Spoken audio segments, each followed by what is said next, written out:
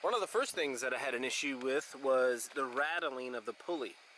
Now, I've bent this because if you're going backwards when you're using the tough cut, you'll get debris in here.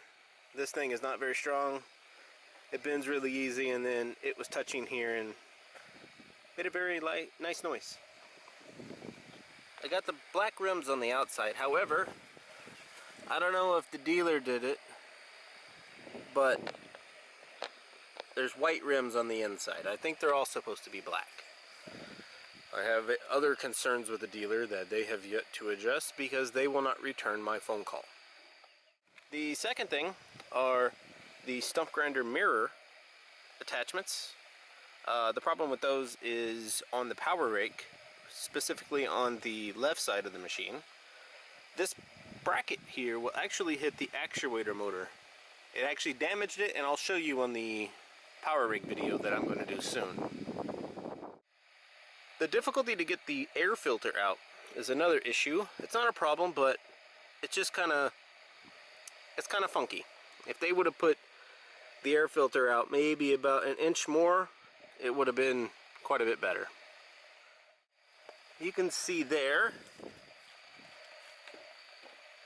a bolt missing right here because the little metal jam nut or extruded nut, whatever they call it in the parts book, those things are very fragile. So that one's broken. And the one over here by the operator stand, this one is also broken. So I need to order some and bolts to put it back in there. There's a close-up of one of those jam nuts that always breaks. These things are just U-bolt extruded nuts that are 3/8 head bolts. They work really well until they get stripped out. Once they get stripped out, and there's plenty of these that I've already stripped out whenever I took them off, so they were stripped when they went on, they just need to be replaced. I wish they would invest a little bit more in just threading holes in all of this stuff. I know that'll cost a little bit more money, but it'll save them in the long run of just having to have bolts being replaced. Under the engine,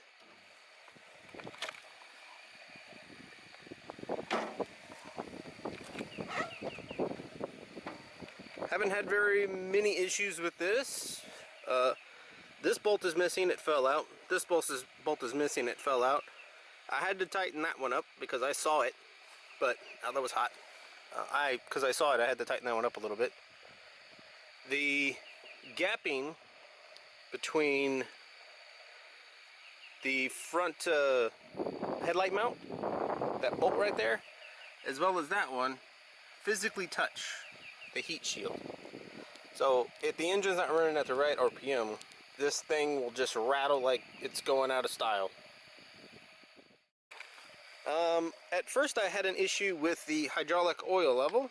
It's kind of difficult to see, maybe you can now.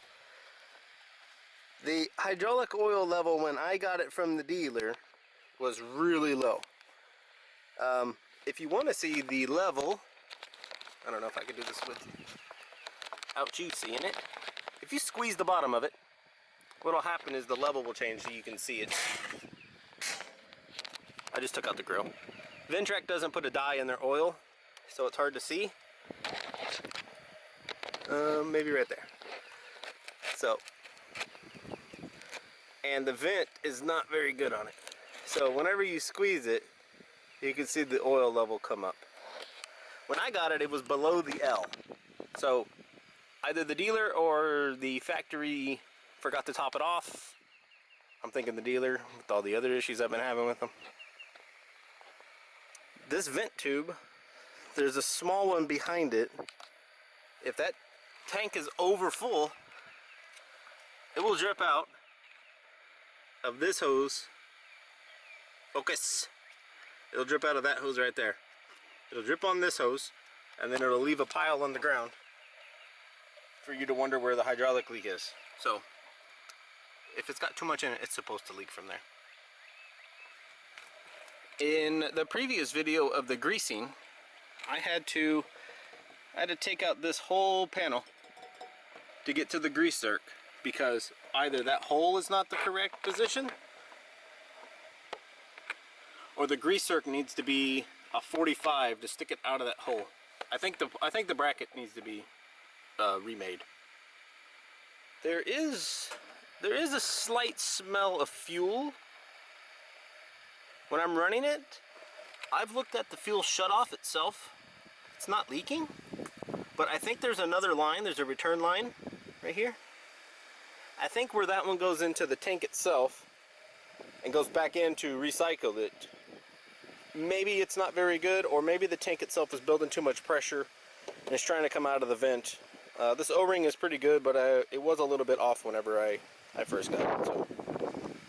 Now, either the dealer installed it or the factory did, but the 3-point cylinder hose, this is the lifting and lowering, this elbow was actually touching that F5 filter. You can see that the F5 filter is leaking a little bit. I've tightened it up as much as I could. The local sales rep for Ventrac has told me that they are going to send me a new filter, as well as some hydraulic oil for whenever I swap that out.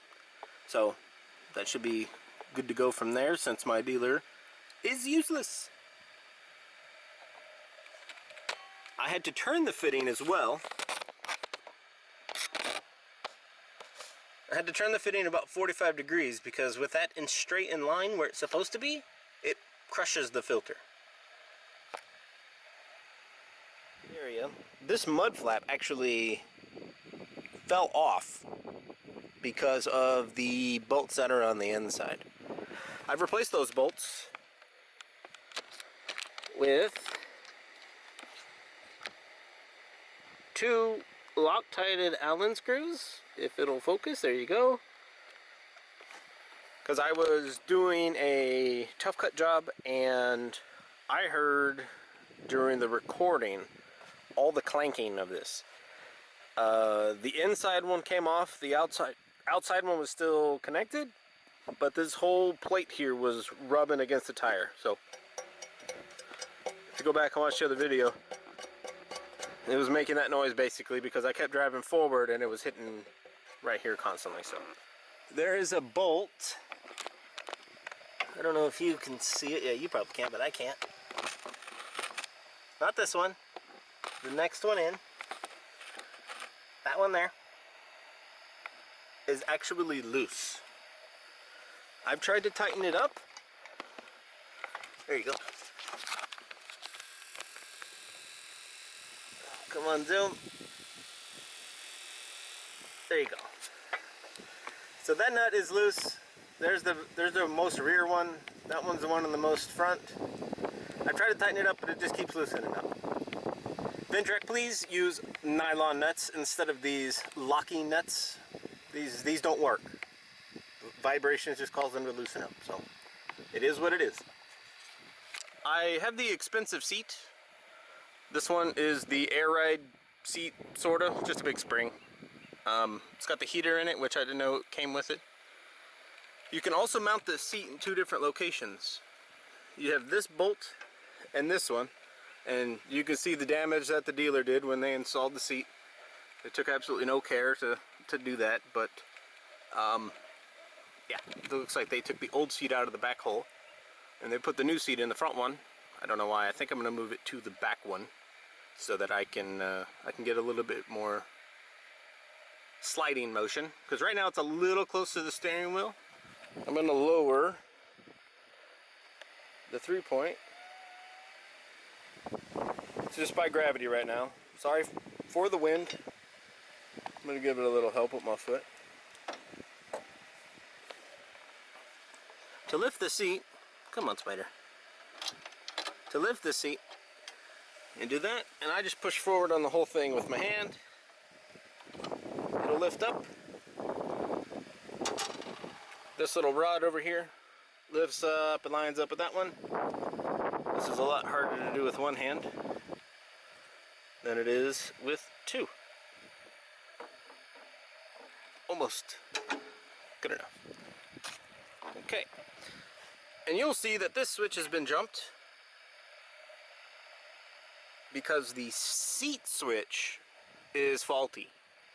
I can be driving forward, all my weight on it, and it'll think that it'll think I got out of the seat instead of me being in there. So one of these, this one here is for the heater. This one's for the seat switch, and this actually comes back over to this plug right here. Just a Deutsch plug. You can see the two blues and the black and the white. So two blues are the seat switch, and the black and the white are for the heater. And the heater works good. My only complaint with the heater is it's too hard to hit that switch. Or too hard. It's very easy to hit that switch. You won't know it until you start sweating. Speaking of which, the seat, there is an adjustment. If you pull this out and lift and lower, that arm will slide over to the middle. I know this isn't very flattering, but just bear with me. So, when you lower this down,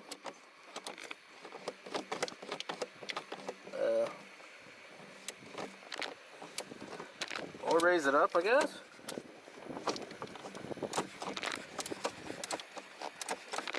Did I just... well, my seat's broken now.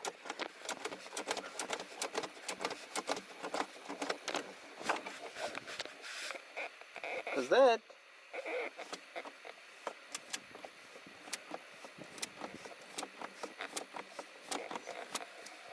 my gauge is broken. I think I need a new seat. So with that issue, as well as the seat pressure switch that I had to bypass on the bottom, I think I need to maybe let them know that I need a new seat. This is a very expensive seat. It's a Grammer MSG65/531, which you can actually buy itself, but if you do, then it doesn't come branded with the Ventrac V in the seat. On top of that, you can actually get a headrest kit that will slide in right here.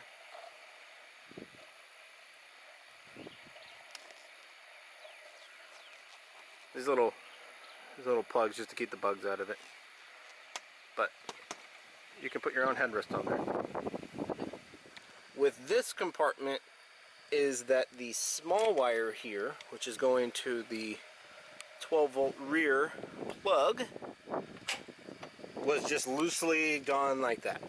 So what I did when I installed the lights, this is the loom for the lights, I zip tied both of them, made it nice and neat. The zip tie is going to go across, and the lights themselves get power from the main cutoff switch. Underneath the panel here, where the cooler is and the electrical for the PTO and the fuse box, I've installed the relays as well as the fuses for the lights. And while we're back here, the dealer forgot to give me the bar that goes across here. So these weights, I can just take one out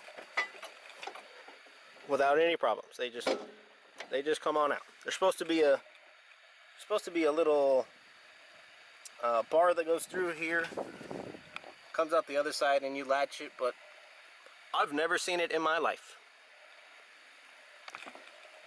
I tried to connect the 3-in-1 or the 3-point hitch to an implement, and I couldn't slide it far enough. I took out these pins, but I think these bolts have to come out. It just physically will not open wide enough to get onto an implement. If I use this machine starting maybe noon, and I continue to run it for the next few hours or so, just light usage, driving around, doing whatever, this will actually get foggy.